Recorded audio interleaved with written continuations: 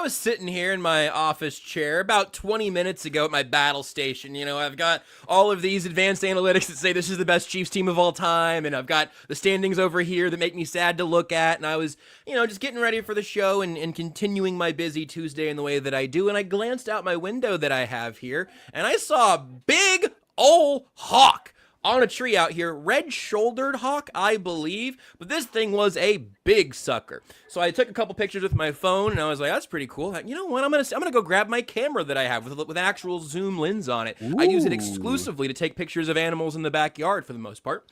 So I got that. Okay, I'm gonna try to shoot through the window. Okay, I got some good pictures here. Like, well, you know what? I called Renee up. She got to look at the bird. You know what? I'm gonna just see if I can crack the door open, so I don't have to be shooting through multiple panes of glass. Cracked the door. I cracked the door open, Nate. It was fine. I got some shots at the bird through the door, and I thought, you know what? He's still not moving. So I'm going to walk out onto the patio. I walk out onto the patio. The bird doesn't move. He's looking for squirrels. We have a yard full of squirrels. Not at that time. The squirrels knew somebody was in town. So the squirrels were laying low. The rest of the birds had largely cleared, but I was there on the patio, and for another 5 to 10 straight minutes, I just got my zoom camera lens, and I'm just taking some pretty good pictures of what I believe to be a red-shouldered hawk outside in our yard. Eventually, Renee came out. We both stood there and looked at it for a little while. He flew off. I got a couple photos in flight that I'll post at some point if they turn out. It was all pretty cool. And I tell you all that because for those 10 minutes, I didn't think about the AFC West standings one single time. Guys, I hate to tell you, the haters were correct. Touching grass is actually a good alternative to just being on Twitter for 48 straight hours following a crushing loss from your favorite football team. Who knew? You got to give it to the haters.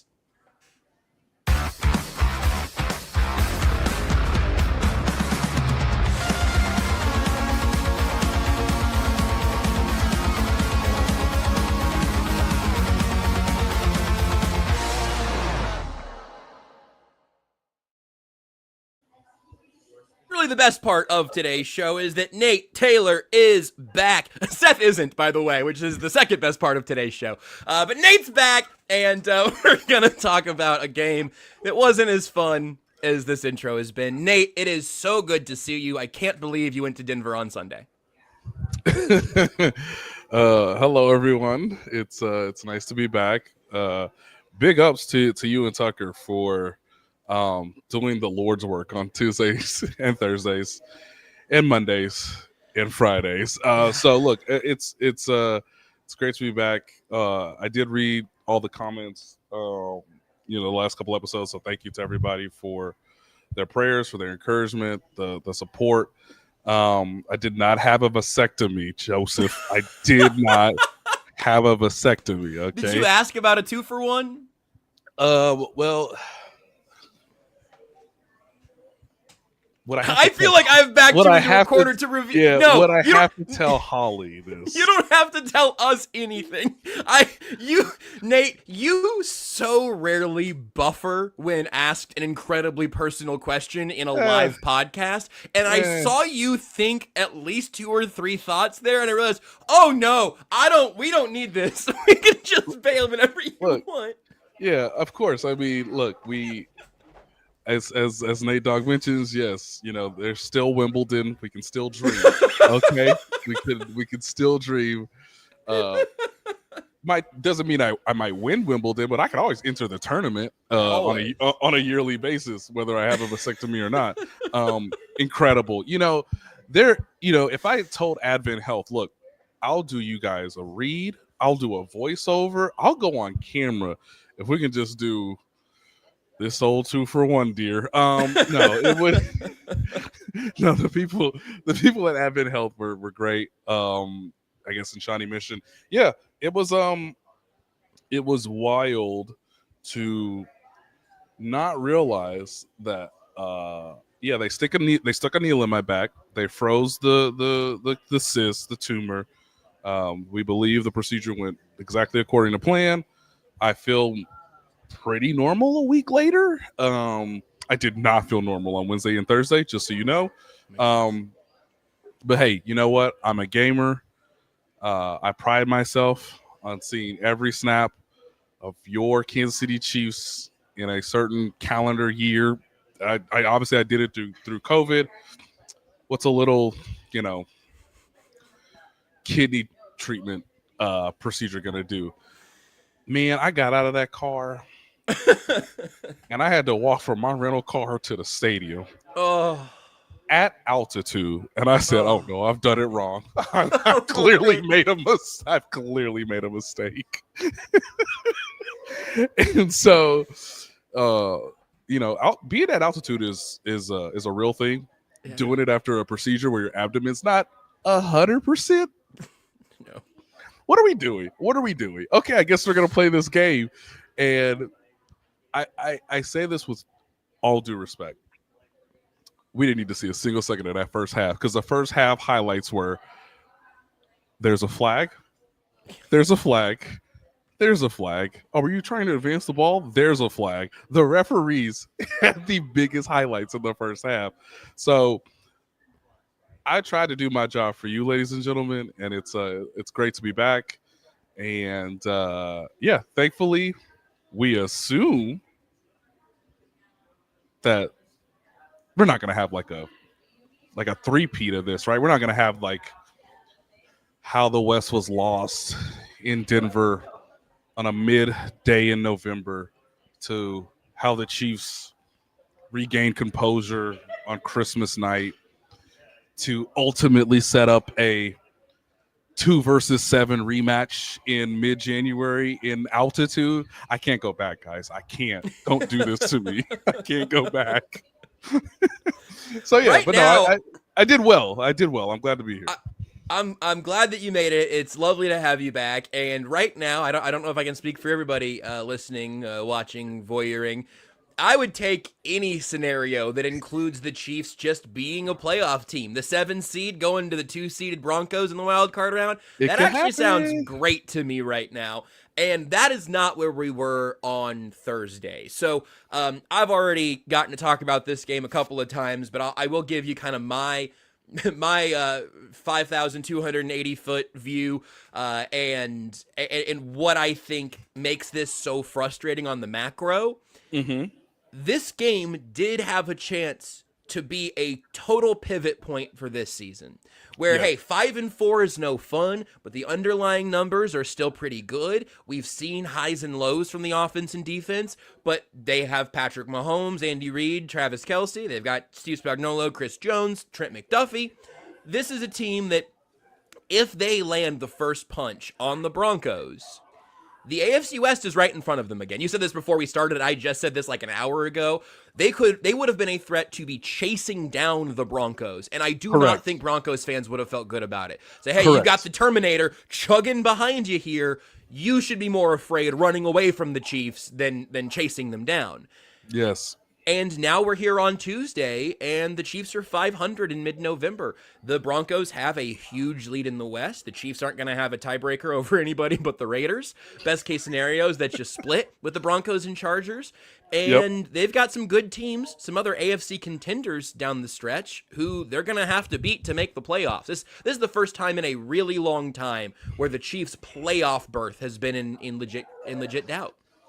Yeah, and I said this in a video after the game on Sunday. So if you haven't seen it, I'm going to say it again. I know they showcased this on NFL Live, I believe, yesterday, mostly through some of the reporting that I did alongside ESPN research department. You know, you never want ESPN stats and info to tell you something drastic. But think about this, ladies and gentlemen. Sunday was the first game, and I know when I was previously on here that I was playing it cool while Seth was playing it a little panicky. He was hitting the panic button, and I said, it's fine. They could even lose to the Broncos and still win the division. Now, that was mostly tongue-in-cheek because Seth was trying to get everyone to understand how important this game was. And, of course, he is correct. You crush the numbers, kids. Only kids. say on episodes where he's not physically present. Correct. Seth is an incredible analyst, wonderful friend, loyal father, perhaps too on the nose of a husband, but a great analyst. Okay. And we will not play any of this back for him on Thursday, and he will not listen to this episode. So we're clear. At all. So, yes, in the comments it says smash that panic button. Well, here's a stat to tell you, yes, kids. Um, in the Super Bowl era, so clearly we've had 60 years of data, kids. Um, there's been no team that has started the season 5-5 or worse and gotten to the Super Bowl. Only 2 teams have ever done that in the NFL era. Only one team has gone on to win the Super Bowl. That team was 5-5 for a reason, because Drew Bledsoe got blown up into oblivion as the NFL's highest paid player in the day. And then crazily, a 6th-round pick, Tom Brady, just got better and better and better. And then a tuck rule happened, and then he got hurt. But then Drew Bledsoe came back and like beat the Steelers on the road of the AFC Championship game. And then Bill Belichick made the right decision and then started Tom Brady in his first ever Super Bowl, even though they had Drew Bledsoe, again, the highest paid NFL player at the time. And they maybe taped the Rams before they played the Rams and beat the Rams in the Super Bowl. Okay, that was the 2001 season, kids. If you don't remember, everything had to fall in place for the Patriots to win the Super Bowl that season. Only 2 teams in the Super Bowl era have started 5-5 and even reached the Super Bowl. Guys, you should start planning what you want to do on Valentine's Day, because there's too much data now, and unless something drastically changes, I'm not sure the team that you root for that has Patrick Mahomes is going to be able to get out of its own way. And once again, there wasn't some like masterclass exotic coaching by Sean Payton and Vance Joseph. They got players, they got good players, but the Chiefs can't get out of their own way. And to your point, Josh, about the first half, that's all of their problems. Everything they did as to why that game was 6-6 was because of them. And when you are in one-score games against good teams and you make and continue to make mistakes, that team has no problem beating you. So the playoffs start Sunday, and guys, I don't know when that zipper's coming down, because it's that wasn't it on Sunday. No, Lord, that wasn't it on Sunday. that was a chaste offense on Sunday. The thing that's kind of annoying about it all of it's annoying is the word that I can keep going back to, because, like I mentioned, we might end up reading some of these. The underlying stats that almost unanimously agree: the Chiefs' offense this year is better than the Chiefs' offense last year, and the Chiefs' defense this year has been pretty good. We'll talk about obviously the very end of the game. Yes, but yes. The Chiefs' defense is not at fault for why this game was a loss in my book. In fact, especially late in the game until that final bend, we'll come back around to, they kept giving the ball back to the Chiefs offense. The thing that's frustrating, one of the 1,000 things that's frustrating, is that if one of those deep shots on the first drive land to Xavier Worthy or Tyquan Thornton, the Chiefs have started with their zipper down, they have started with a big play, and they're telling Bo Nix, hey man, play catch up. Chase down Patrick Mahomes in this offense. And in that space, I kind of like the aggressiveness out of the gate, because that would have really set the tone for the rest of the game the rest of the way. The thing the thing that's frustrating, believe it or not, is that from that point on, you get your Tyquan Thornton deep shot later, but clawing your way into any sort of rhythm, any sort of consistency as an offense just felt like it was never really an option. I don't know. I don't think that there is any single villain from any of this. I think Mahomes had some misses. I think Andy Reid's got some stuff he'd like to take back. Rashee Rice had some bad plays. The offensive line, I think, was largely pretty good again, but not perfect. By the way, I don't think people realize how bad Rashee Rice was on Sunday. Yeah, what happened? That's his first, like, oh, you are human. You are capable of having a bad game. Yeah. And that wasn't bad. It was, dog.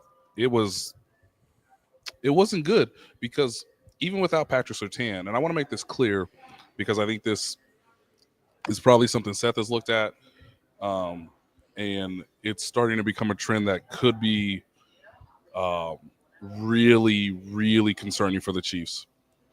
They said, you know what? We bet you can't beat us in man coverage. Yeah. And you know what? He couldn't. Yeah. And when Mahomes threw him two, let's say it, above average contested catches, one back shoulder, obviously the one everybody remembers on the sideline that would have given Harrison Butker a chance to potentially give you a 9-6 lead with the chance to have the ball to double dip. Hey, man, those balls are well placed given the circumstances. It's tight coverage. They playing man to man.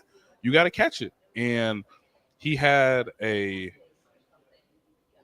hear footstep drop in the red zone, which complicates things because the next play is I think it is actually holding on Juju Smith-Schuster, but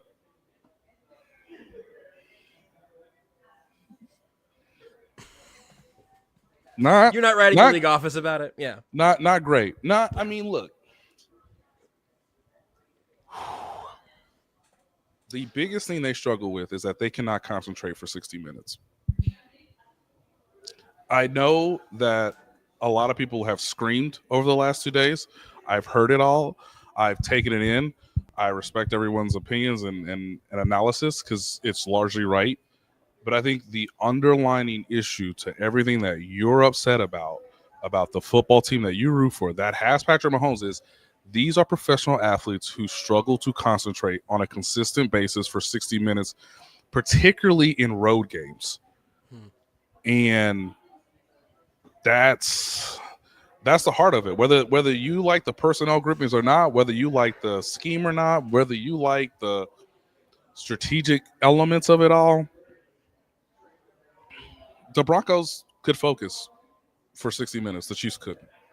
I don't think you're gonna have a hard line final answer to this, but I'm really curious just what your best read on it is, and why because the question, Nate, will be why. The lead up is you've been out there. You're out there every day this year. You've been out there every day for years. You've seen this team that did, again, last year with worse underlying metrics and with a worse roster because Rashee Rice was hurt. Hollywood Brown was hurt. Left tackle was a mess. The wide receivers and the offensive line have improved. The running back room right now is pretty much the same as it was last year, and Isaiah Pacheco's been back for more of the season than he was last year. A lot of the things that we talked about in the offseason, the roster is actually in a better place, and this is a team that has concentrated and has focused at the highest levels. When you see that now, what makes you say that that's the issue? What do you think is underlying beneath that? I think there is an element of last year they were comfortable in these games and they have largely been able to rely on talent to flip the switch at a certain point in time to rise and show that their talent level is still superior to most opponents. This year, two of their best players are 36 and 31. The coaching staff, and I know what I said earlier is largely player specific. Like Andy Reid can only tell Hollywood Brown, hey dog, it's a 2-minute drill. Why you trying to make the man miss in the open field when you near the sideline? He can only do that for so much, right? Hey, Jawan Taylor, we have the ball at the 2.5-yard line if you just lined up. Now Pat feels like he's got to do way more because it's 1st and 15, then it becomes 3rd and 15, and the pressure mounts and the lack of concentration has just revealed itself more than usual. They are telling you, and I don't know, maybe this comes to fruition now, but from a coaching standpoint, they are telling you, we dare you to hand the ball off 25 times. We are comfortable in nickel, and we are comfortable in dime. Hell, we want a third cornerback out there every play because we know your tendencies better than maybe even you do. And even though you've been handing it off to Kareem Hunt for 4.5 yards a carry, Even though you've been telling me and everyone else about Brashard Smith, you won't hand him the ball. You got Elijah Mitchell out there. Like, if Kareem's tired, that's why you have depth. Right. Use it. I know Andy said yesterday about the RPO thing. Look, Mahomes is largely making the right decisions on the RPOs, but take that decision out of his hand. It's one more thing that Patrick Mahomes has to decide every play. Correct. Correct. A couple of those. Nagy talked about this a few weeks ago because I remember using the clip in the pregame show of him talk. I can't remember what the phrase was. I might be able to go dig it up. But just him getting those breakdowns, not breakdowns, but a down that is a mental break for him. Get under center, head to Kareem Hunt until it doesn't work. It just seems like it works so consistently. The entire game. It worked against Buffalo also. Because, again, this is two teams now that have basically told you, we don't respect you, and we know your tendencies, and we know you want 15 to be a hero. And when his teammates aren't concentrating well, when his coaching staff is not concentrating well, yeah, the quarterback play will ultimately suffer. And that's why he was so remarkable last year. And I just want people to remind themselves of, like, whatever you thought of Mahomes statistically, get that out my face. Again, I was there every day. I watched all the games. When no one showed up against the Carolina Panthers, that man showed up, okay? There are so many examples last year of where it got to the fourth quarter, and more times than not, he was the best quarterback in the fourth quarter last year, empirically. Statistically, eye test, all that. But it's a team sport. And I think they had a little better of an identity last year on offense because of the limitations. Yeah. My biggest theory is they don't have an identity on offense because they don't have any limitations, personnel-wise. It sounds crazy, but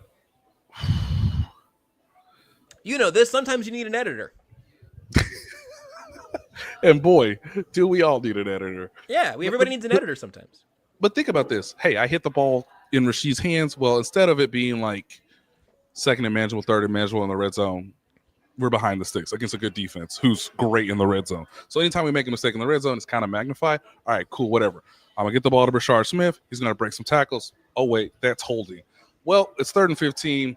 My coach, early in the game, let's get points. Just hand it off. Fine, whatever. All right, second time we're in there. All right, well, if, for whatever reason, my right tackle does what he's supposed to do, we'd be in a greater position. Hey, if we actually handed the ball to Brashard Smith, maybe the linebackers wouldn't just be keen on Travis Kelce, so I can't find him on third down. Now I got to scramble. Now I got to throw the ball out of bounds. We'll kick another field goal. Well, as we said before, I think on the second red zone trip, it was actually I don't think it's a hold, ladies and gentlemen, but they called a holding call on Trey Smith or Josh Simmons, one of the two. Who knows?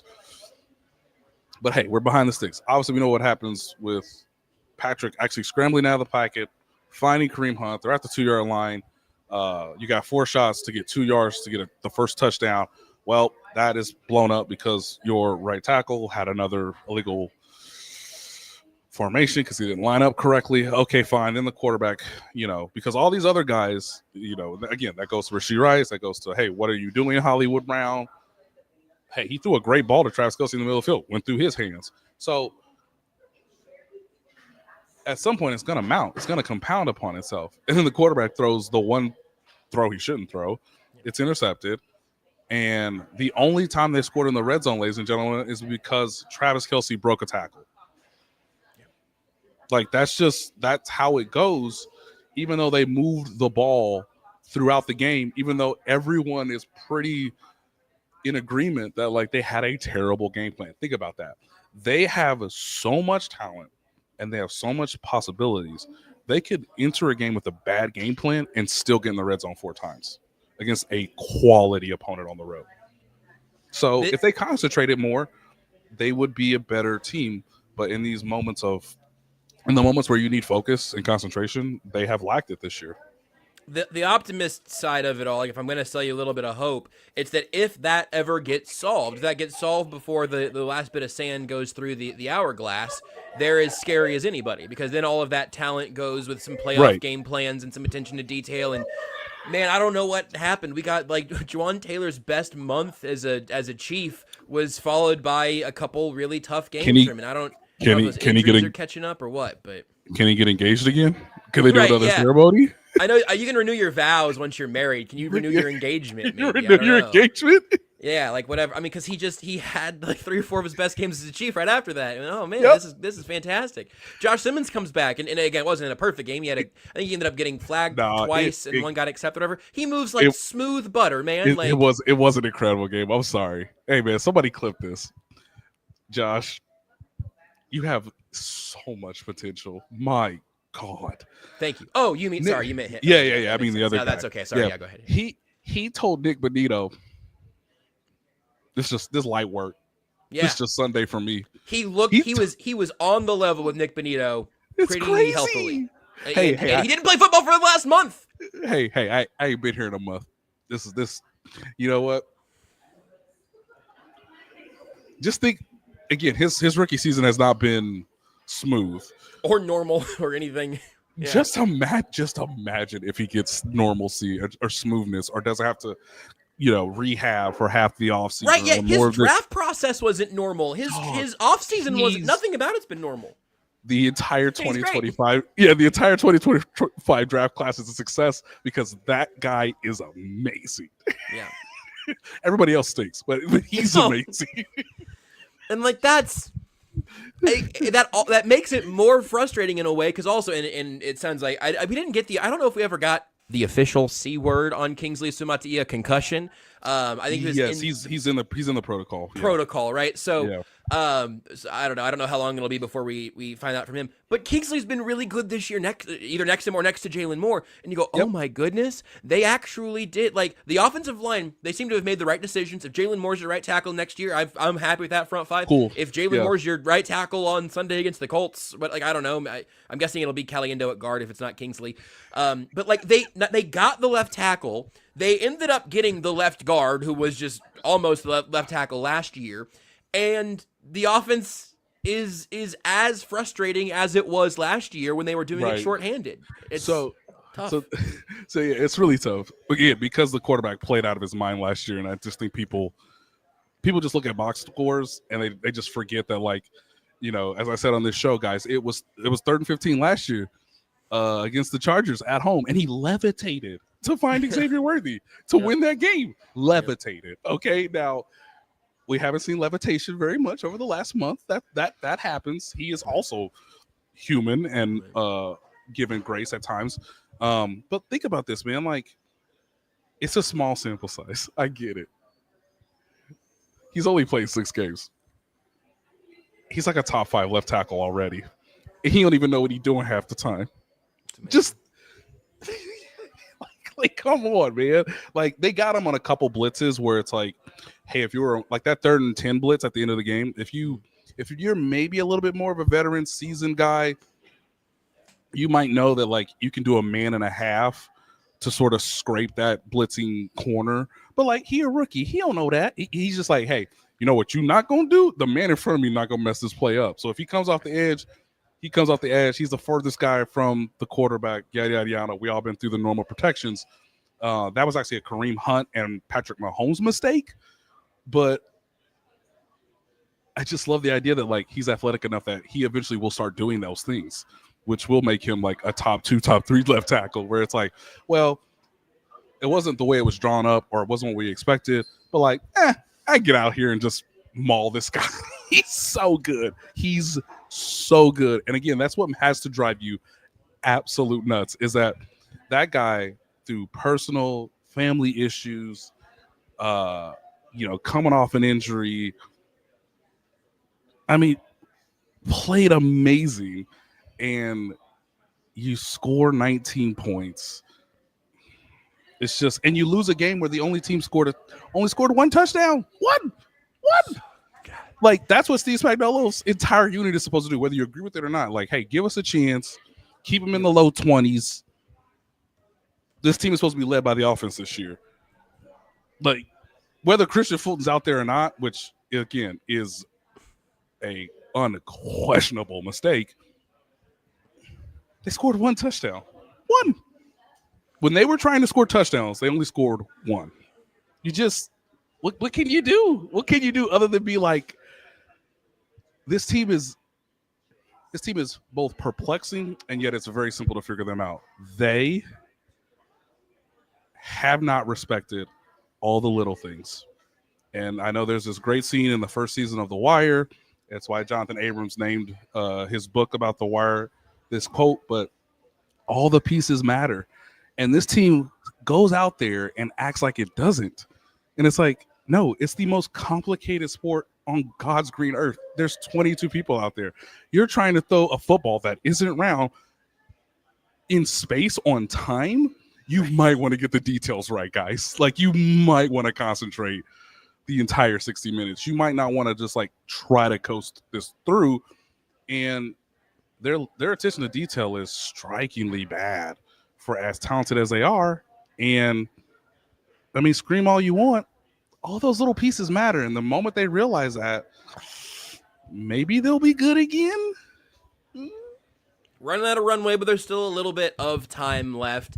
And we'll talk about some of the specifics on either side of the ball here in a minute. But first, I'm calling all Chiefs fans because you could be on the field at the 50 inside GEHA Field for the official coin toss at a Chiefs home game this season. Just visit Chiefs.com/GEHA now. Enter to win a chance to be on the field for a once-in-a-lifetime view of the pregame coin toss. Plus, you can score other exclusive prizes. Just enter for a chance to win at Chiefs.com/GEHA. GEHA is the proud partner of the Kansas City Chiefs. We'll take a timeout, come back, and we'll figure out how concerned we should be about the offensive side of the football. My name is Terrell Jolly. A lot of people call me TJ, founder and CEO of Integrity Capital Management. So Integrity Capital Management originally started out as a property management firm, but we slowly transitioned to what is described as an incremental development firm that's focused on situational housing. I know most people say affordable, but we believe in creating housing for people that are actually in need and built to the end user. I believe everyone needs a home because when you have home, you have hope. The reality is that when you're building a business, one thing you don't think about is like what a true banking relationship means. And, you know, I had the honor and privilege of meeting Debbie early on in my career when I was just trying to get going. And as a small business, it's really challenging at times because people don't understand the concept or not believe the longevity because you're just getting started. But Debbie was willing to take a chance on me, be patient with me. I almost look at it like a grassroots initiative. She's seen and believe what I'm about. Anybody that's really true about their business and want to get some things done, I would definitely trust hands down Emprise because Deb's team, along with Aaron and Jackie and all the amazing people that work behind the scenes, even from the treasury side, I would say, hey, give them an opportunity because you won't be disappointed and you will actually be in hands that actually somebody care and that will see you from start to finish. Chiefs Kingdom, what is your favorite touchdown? By now, you guys already know that my favorite touchdown is the next one because with DraftKings Sportsbook, an official sports betting partner of the NFL, every touchdown could bring you closer to cashing in. From first touchdown score to anytime touchdown props or the thrill of live in-game betting, every snap is loaded with opportunity. You want spreads? They got it. Over-unders? DraftKings got you covered. Same-game parlays, regular parlays? DraftKings has it, and you need it. And here's the best part. New customers bet just $5, and if your bet wins, you'll get $300 in bonus bets instantly. Your team hitting pay dirt pays out to you. Download the DraftKings Sportsbook app now and use code KCSN. That's code KCSN for new customers to turn $5 into $300 in bonus bets if your bet wins. In partnership with DraftKings, the crown is yours. Gambling problem? Call 1-800-GAMBLER. In New York, call 877-8-HOPE-NY or text HOPE-NY 467-369. In Connecticut, help is available for problem gambling. Call 888-789-7777 or visit ccpg.org. Please play responsibly. On behalf of Boot Hill Casino and Resort in Kansas, pass-through per wager tax may apply in Illinois. 21 plus age and eligibility varies by jurisdiction. Void in Ontario. Bet must win to receive bonus bets, which expire in 7 days. days. Minimum odds required. For additional terms and responsible gaming resources, see dkng.co/audio. Limited time offer. All right, Nate, I think some of this question is going to feel a little silly because we're talking about, like, what can you change after the bye, after the week after the bye? I want to ask about some, like, pivots, but this last week was the time to do that. But when we look at the offense, what is your level of concern about where it is right now? Is there a pivot? Does the return of Isaiah Pacheco do anything? Like, when you look forward down the remainder of the season, obviously there's a level of concern, period, because they're 5-5 and it's not Thanksgiving yet. So what is the most concerning part, and what are you optimistic about on the offensive side of the ball?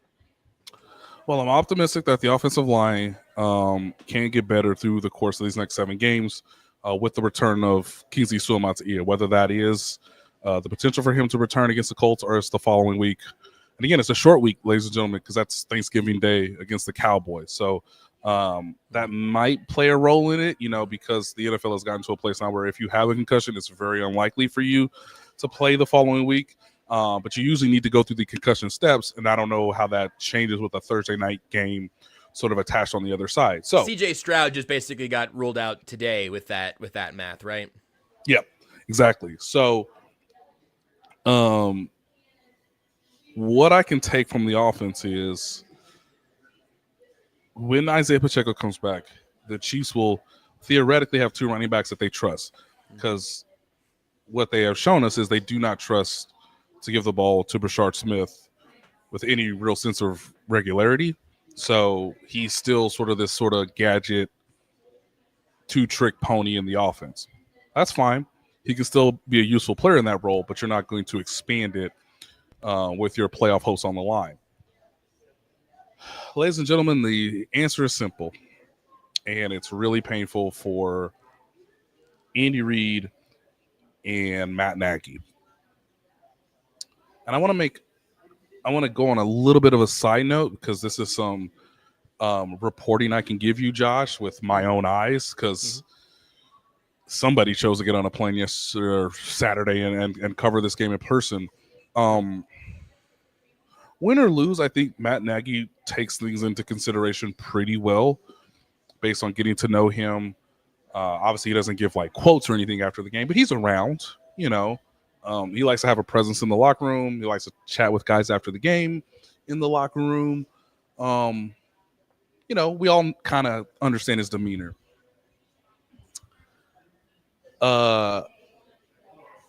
He left the locker room before most people were undressed. Most of the players are undressed from their uniforms. And it is the literal angriest I've ever seen Matt Nagy after a game. And to the point where you couldn't even it was a very surprising element to the post-game sort of reporting. I mean, stormed, furious. And again, it is not his offense. It's still Andy Reid's offense, but I did want to share that with this audience because you can have every shot at your disposal.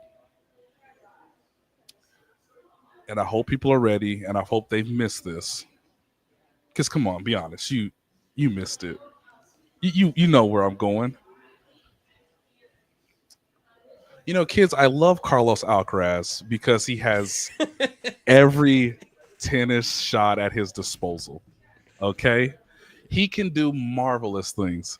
You're like, but Nate, can he run on a dead sprint and hit a ball behind his back with a forehand to help win a point? Well, yeah, here's the video. He can do anything on a tennis court.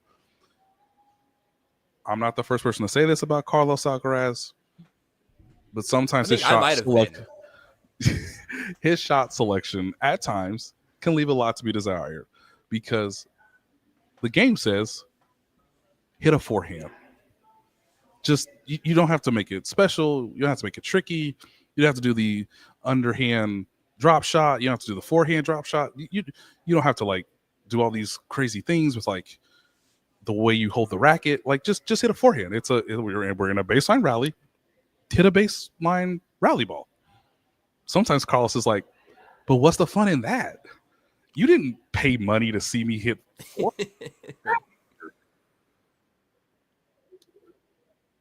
The Chiefs have a similar problem. And I'm going to fix it right now for you kids. Write this down. A light bulb appeared, and I caught it just in time earlier today when I rewatched that game.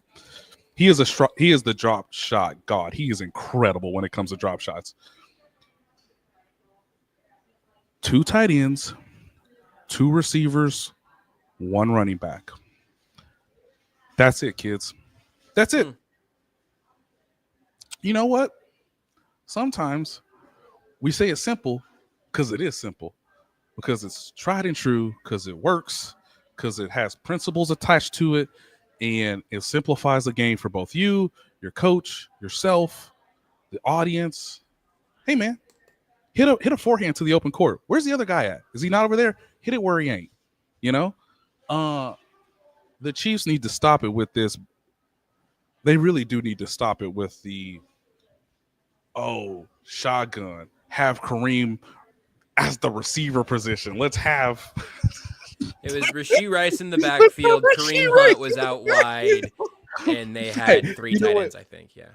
To be fair, they he ain't caught nothing anyway. So Rashee comes stand over here with Pat.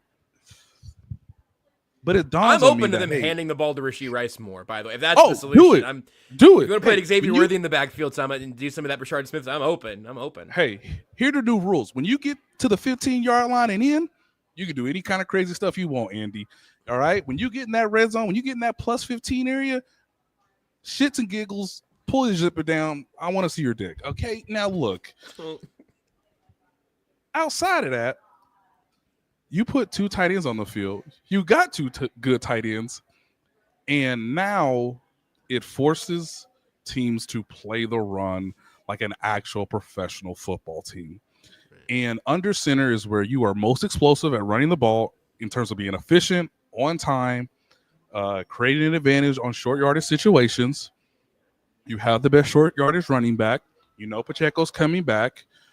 And you can mirror that with actual effective play action plays, because the shots they're trying to take, which were available, and if you want to say it's all the coaches, well, hey, man, they schemed it up twice for your boy on the opening drive. Yep. You know, and it didn't happen. So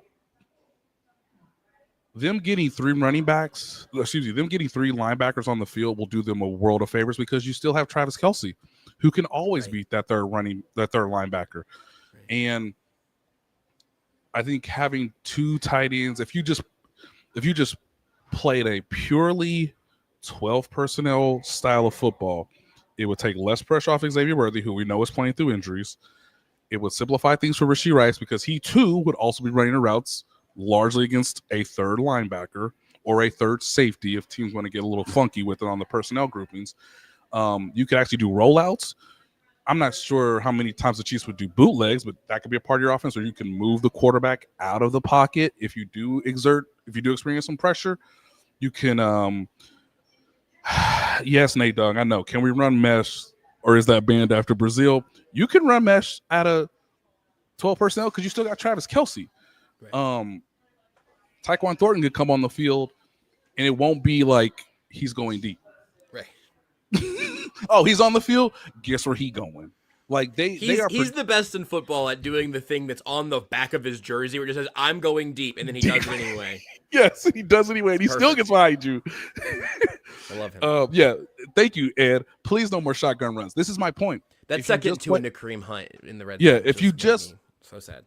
If you just played 12 personnel, 1 running back, 2 tight ends, you could start to dictate more than what the Chiefs are dictating now, which is they're actually being dictated to. And that's what we've seen over the last 2 games, is that the Broncos were thrilled to be a nickel. And I mean, I don't know what the Bills were doing. The Bills are doing a lot of 3 linemen Like they were doing their most Lou Anarumo and Yeah, about get him. ready, kids. Where did he? I know. Hey, Nate, I know he's not in Cincinnati anymore. Where'd Lou Who Anarumo he end play up? for? Who he coached for? Certainly, he did. Certainly, he didn't end up on a contender or anything, right? Certainly, he just went somewhere for a team that was probably quarterbacked by like Daniel Jones or something. And oh my God! Yep. So hey, just because you have 4 capable receivers, it don't work with this crew, or it hasn't worked with this crew, especially against quality opponents. Again, teams that you might see in January again against the Bills, against the Broncos. So I think that's the.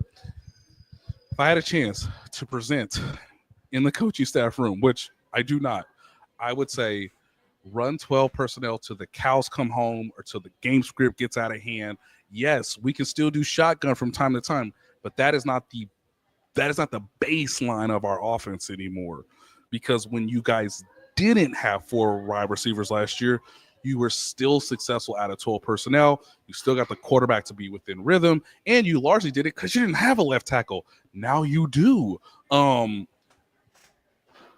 is the way I would fix the offense. Is actually to, let's limit the exposure of Hollywood Brown. Let's limit the potential of these injuries continuing to nag Xavier Worthy. You still have Rashee Rice. He's your number 1 receiver. Well, let's actually line him up as a receiver. I don't know, all the snaps unless you're in the red zone at the plus 15-yard line or you're doing some specialty short yardage play. Like Tyquan Thornton, like if you're in 12 personnel, the DB can't say, oh, he's just going deep. Like he actually might block someone. He needs a very good blocker alongside Juju Smith-Schuster as well. You can use Juju Smith-Schuster as, again, if you want to go 11 personnel, then Juju is your inherent second tight end alongside Kelsey or Noah Gray if Kelsey needs a blow because he's 36. So I don't know if anybody said this out loud, but that was the idea that went into my head as I looked through the numbers, as I rewatched the game, and I just said, hey, those under center runs become even more dangerous because, who cares if they got a third linebacker? Their third linebacker is worse than their third cornerback or their third safety, and that's what you want to get to most. I think that's really interesting. I want to stick with it for a minute because I think the immediate follow-up is like, okay, so like why is that such a labor to get to? And I think they're probably Carlos Alcaraz trying to do uphand, lobs and slice shots that are mesmerizing, but like, come on, the success rate of that is really hard. And I know someone in the comments said Center's not ready for that 5-set smoke, and no, he is not. He is a great player from like an hour to like 2.5 hours. He gets that 3-hour mark, and he's like, guys, how does he keep running this fast? And like, that's kind of the beauty of the rivalry. But like, Carlos just wants to do like Andy Reid's like, it would be cool. Watch this, boys. Put Robert Tonyan on the field more than we've ever put him on the field this season. right. Because why? Why would you do that? Because we can. And like there were a couple things like that changed in the first game after the bye. The thing that's so frustrating is that, again, I think I've said that. I think the thing that's so frustrating, I'm on my like 10th rep of now, but the thing about that is that is also disheartening in a way. Is that would have been a good lesson to learn from the Bills game and to be able to game plan for Denver. Again, I understand that you're doing that with one running back who you trust, but that's your running back room. And I know Kareem Hunt was scraping himself off the turf a number of times. Like that dude is battling out there. The entire game. But I mean, really, it's unreal what he's given since returning to this team in the most bizarre circumstances last year. Yes, that's such a good point. And again, you can hand the ball to Brashard Smith, but they don't even want to do that. Right. And like, hey, what does Brashard Smith look like in 12 personnel? I don't know. The only real handoffs we've seen for him were with the second team against the Raiders, and that's just nothing. So like, I understand. I really do. Like, you want to put Patrick Mahomes in the best situations for him, and you want to make Patrick Mahomes as comfortable as possible. So when he's in shotgun, he can read the defense. He can take his mental picture, and then you can make your bets before the snap and let the snap happen. If any disguises, any motion, any movement starts occurring there, then Mahomes can read and react and all of that. I also know that like he's not an under-center quarterback in the traditional sense, and very few quarterbacks in the NFL are operating that way. But you look around the league, And when you talk about making it easier for Mahomes, yes, again, I want him to be able to look at the defense. And when you're under center, you turn your back to the defense. If it's play action, you turn your back to the defense, then have to look at the defense again and figure out what the bleep has happened in the half second that your eyes weren't on 11 guys over there. Like, it's really hard. It's really, really hard. And so I totally get the desire to give Patrick Mahomes as much time with the picture as possible. But with that in mind, I just think it would be helpful in a different way, like we talked about earlier. Just say, hey, Pat, this time you just don't really need to sweat it. We're gonna this rep, you know who needs to sweat it? Kareem Hunt, the guards, and Creed. Like, they need to be worried about making their part of this machine move. But for the interior offensive line, everything I've ever heard is that they love that assignment, and they've been good at that. And again, Josh Simmons has been really good. Juwan Taylor's had his ups and downs, but like the unit as a whole, I mean, I don't have an answer for this. It might not be as far back as I'm thinking, but this is the best Chiefs offensive line since ... 2020 before the injuries, kids. I mean, 2020 before injuries that ended a Super Bowl. So I just correct. I think you're onto something, and I think that's all really interesting, useful stuff. And of course, they can make that pivot this week for Indy. They don't need a bye week to do that. But to have some of those issues so evident in Buffalo, and then to have some of those issues continuing after the bye in Denver is really discouraging. The Chiefs, I just looked it up, and again, it's just one metric. This is via Next Gen Stats and data of player tracking. But when it comes to pass block win rate, the Chiefs are fourth in the league with a 70% win rate. The Buffalo Bills are first with a 74% rate. The Bills are 73, which is actually quite surprising. But again, that's basically a Joe Tooney stat. And the Denver Broncos, who also have a really good offensive line, are third. They're just a slight tick above the Chiefs right now. So I mean, look. Now they could be better in run block win rate, but they don't get enough opportunities. You could argue they get plenty of opportunities to pass block, and they're fourth in the league in pass block win rate. So again, the offensive line has not been the problem by and large for the majority of this season. It's just they don't have turnovers. I know Kent Swanson said this. They have soul-sucking turnovers where it's in the red zone. We were gonna score points. We were gonna take the lead. Oh no! It's those kind of turnovers that just takes your soul with you sometimes, and you got to find a way to bring it back in. Let's talk about the defense in our last few minutes here, because I think it's fair to talk about what went wrong in that very final possession. But I am going to go ahead and set the scene again, just because it's so easy to remember the last thing. I do want to remind everyone how we got there. Broncos drives to the first half. Field goal, punt, halftime. First drive of the second half, it's their 11-play, 89-yard touchdown drive to make it 13-6, and I didn't think that was going to end up be a backbreaker. And in fairness, the Chiefs answer the touchdown of their own. So you're tied up 13-13. The fourth quarter, the Broncos kick another field goal, 16-13. Chiefs get the ball back, score a touchdown, extra point is blocked. We should probably mention the special teams at some point. They were not special. They score a touchdown. The extra point is blocked, 19-16.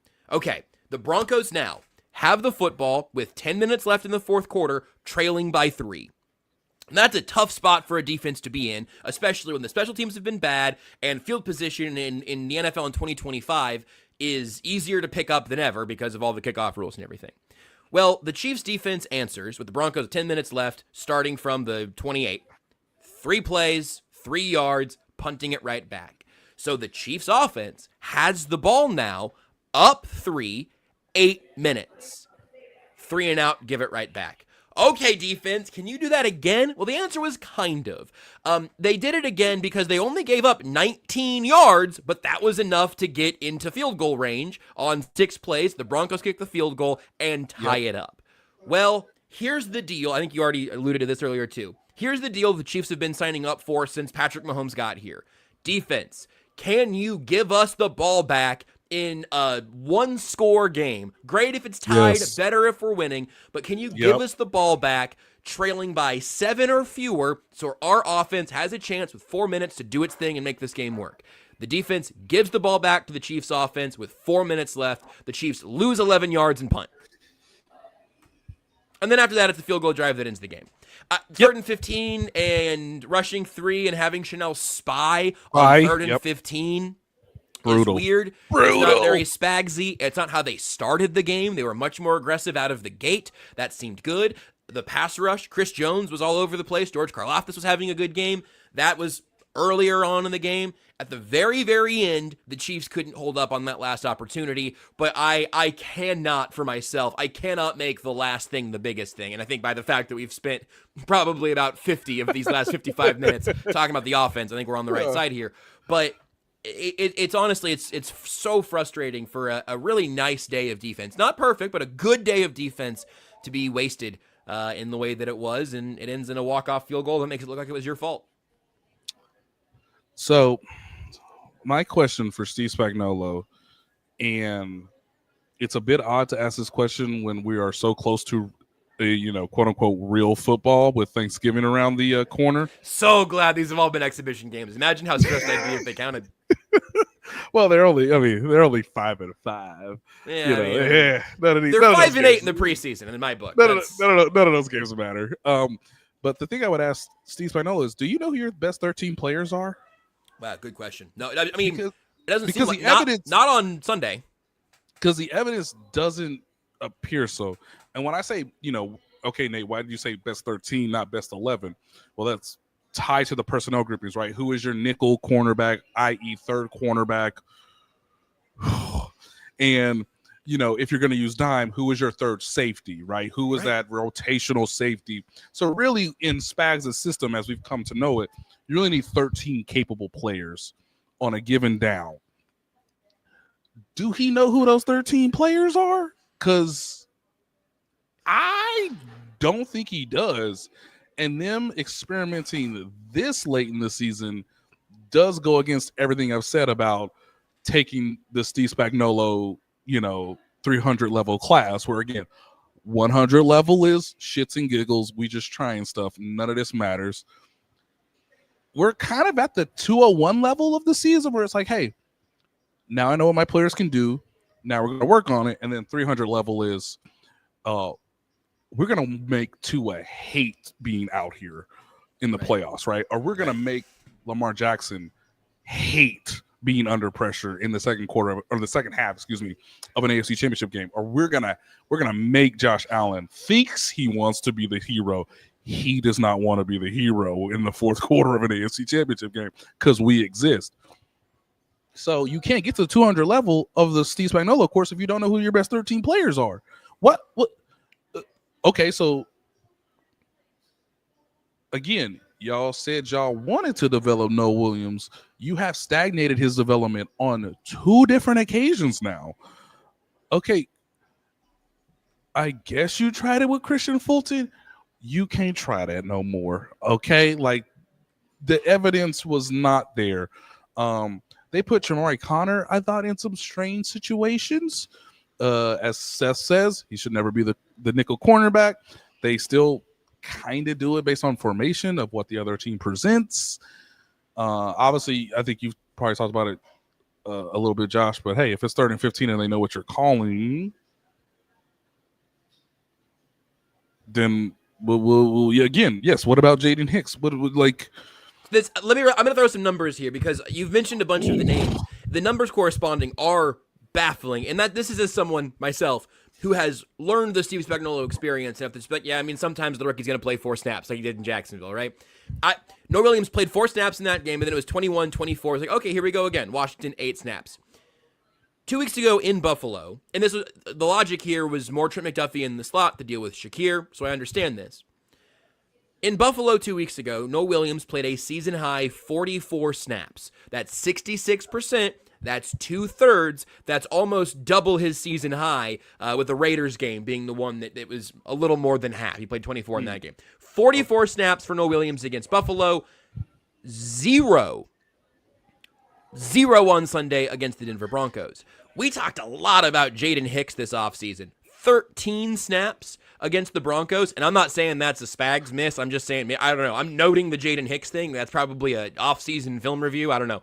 Jaden Hicks plays 13 snaps, while Chris Rowland-Wallace plays 35. I like Chris Rowland-Wallace. I'm not upset with him playing. It's just a difference.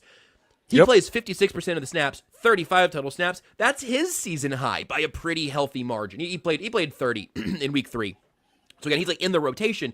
Christian Fulton, obviously that free agent signing has not paid out in it's any toast, way. Guys. Toast. Nobody calling it the deadline. It's not like Christian Fulton played 40 snaps. He played 9. You notice when he was out there because he got beat and targeted a lot. But it was interesting. Every time he was out there, it was like Bo Nix looked and was like, okay. I wouldn't have even, if I was Sean Payton, I wouldn't have even have thought to tell Bo Nix that maybe Christian Fulton would play in this game because he just simply hadn't. He's just been a healthy scratch. Right. Those and another one on your best. We're beyond 13 here because now we're getting in the defensive line rotation. Since Mike Pennell has returned, he has outsnapped Derek Nottie.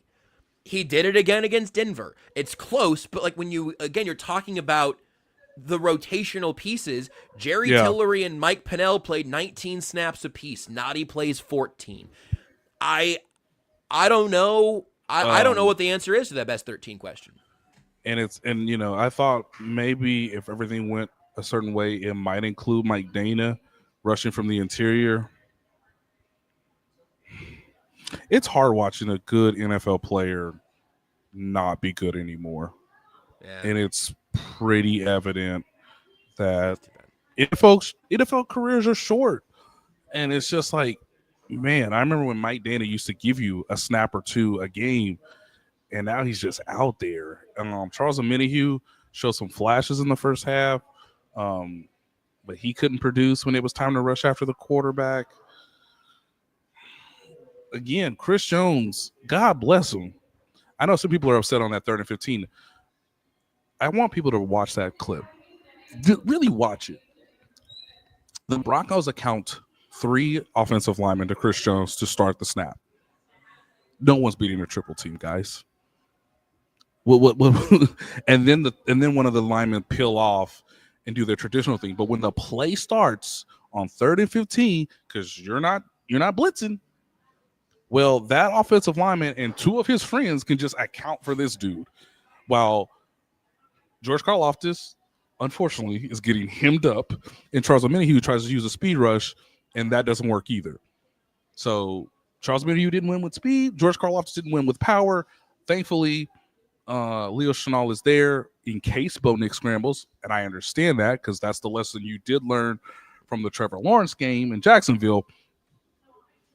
What's Chris Jones supposed to do there? There's 3 dudes. 3 of them are just dedicated to him at the snap of the ball. And he stops and he goes, well, I'll get my hands up.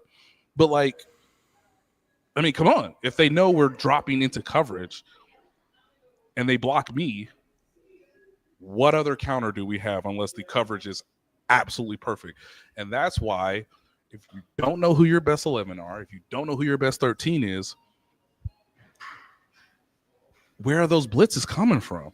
If you're mixing and matching, if you're trying to figure out who it is, if you're trying to play base coverage, yes, I love it, Nate. Can't we just double mug with Bolton and Chanel? Sure, you could do that. He chose not to do that. And if you do double the mug, it does make the offensive lineman have to account for another man other than Chris Jones, instead of the interior just saying, we are totally dedicated to this man not wrecking this play. So I thought Chris Jones played pretty good, especially in the run game at times, when he knew the Broncos were trying to run the ball to where he can muck it up for them as well. But yeah, but you're Steve Spagnolo. You blitz on 3rd down. You blitzed. Let me remind you, kids, because again, I was there.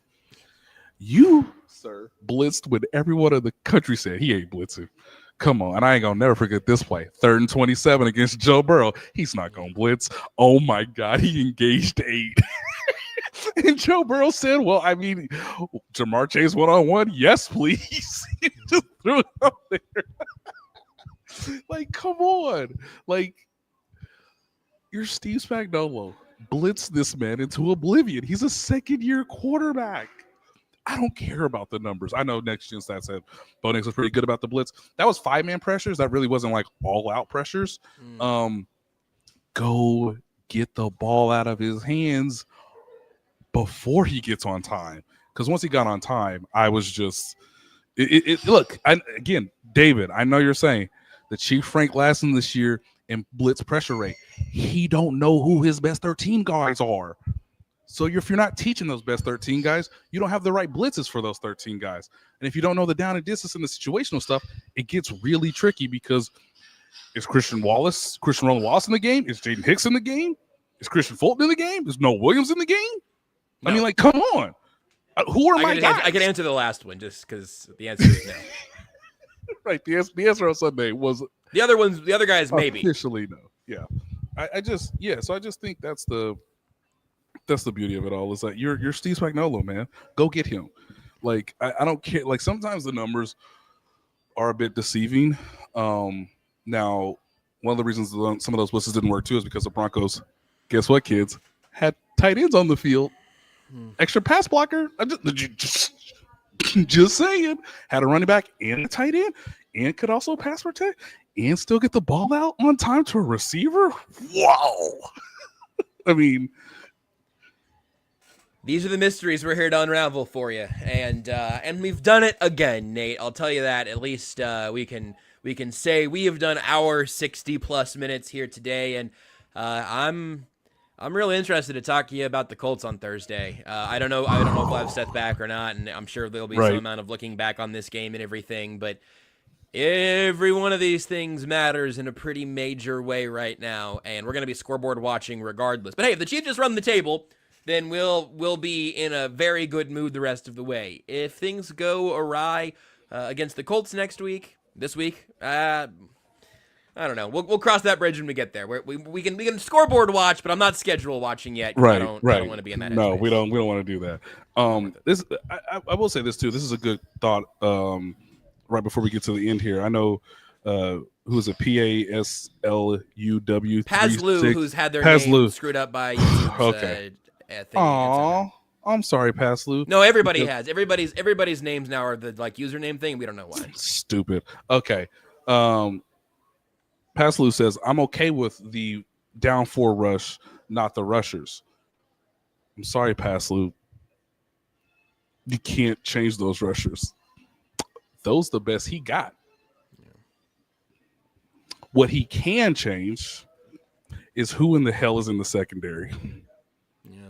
And that is what should annoy you, is that he is restricted based on the lack of talent in the front seven and some injuries with, Norman Omerlot, Felix Anudike-Uzama. I mean, they probably should play, Ashton Gelati more, but, 17 snaps for him is low. He'd been going the other direction, too. Yeah, but, he's Steve Spagnolo, baby. So, again, if it's a third down and we got to get off the field, he's largely going to have the 4 guys that you expect. Maybe Charles Omenihu kicks inside. Maybe it's George Karlaftis, Chris Jones, obviously those 2. Charles Omenihu in some form or fashion. Maybe Mike Dane is involved. Maybe Ashton Gelati. Maybe, I guess, Mike Pinnell. Because, he knows the system. You can't really pick this up. That was Ashton Gelati's lowest snap percentage since week 1. Again, who are your best 13? Again, if it's 3rd and 15 again, I would argue Pazlu, Chris Jones, George Karlaftis, Charles Omenihu on the inside, Ashton Gelati on the edge. That's probably his best 4. But you got way more available options to you in the secondary, and he has not chosen to make hard decisions. And now is the time for you to say, these are my best 6 defensive backs. Here's my 3 corners. We know who they are based on our eyes. It's Trent McDuffie, Jalen Watson, Noah Williams. Ride the kid till the wheels fall off. If something goes wrong, you do have Christian Roland Wallace. Just say, as an emergency plan, Christian Fulton, you're going to sit down. Sorry, didn't work out. See you next year. And then you have 3 capable safeties, or we were led to believe, in Chamari Connor, Brian Cook. Brian Cook didn't have his best game. Not really sure why. And obviously Jaden Hicks, who's the most talented safety that he just doesn't play as much as he probably should. Well, hope everybody's having a good week other than that. We'll be back on Thursday, and we'll try to make some more sense of some of it.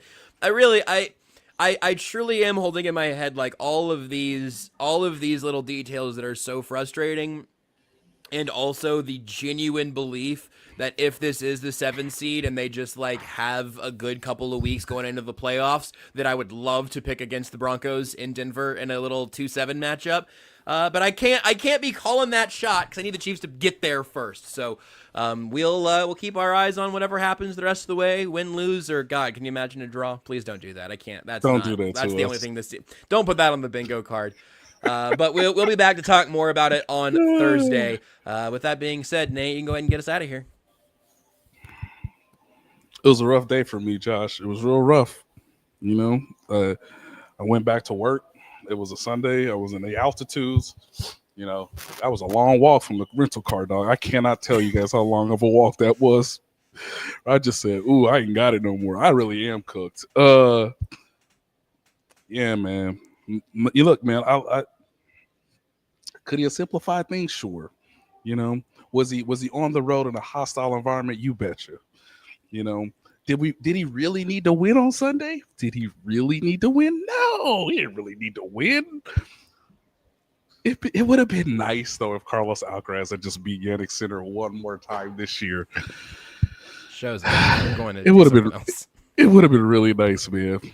But congratulations to Sinner. He's still not the world number 1 player in the world though. Get him in Australia. Me too. Get him in Australia, Carlos.